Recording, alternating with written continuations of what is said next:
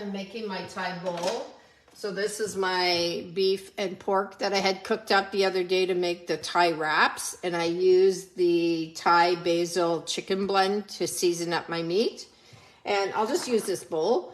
I've got here some red peppers, so I'll throw my red peppers in.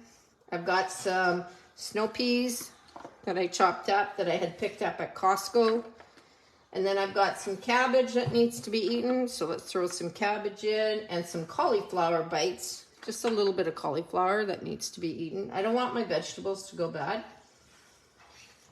So that's my Thai bowl. I'm going to add a little bit of the peanut sauce. Even if the peanut sauce is a little bit hot, or like hot because it's on the stove, that's okay. Let me just grab my lid. And I'm going to put in 2 tablespoons of my peanut sauce on.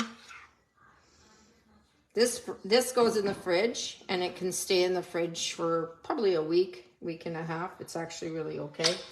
I haven't froze it, so I'm going to try to freeze it. And now I'm going to shake my bowl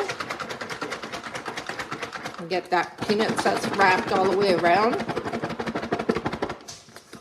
Imagine taking this to work with you, or having it for lunch at home if you work from home, or for dinner for your family. So there you go, guys. A beautiful Thai peanut basil salad bowl for dinner tonight. Bon appetit.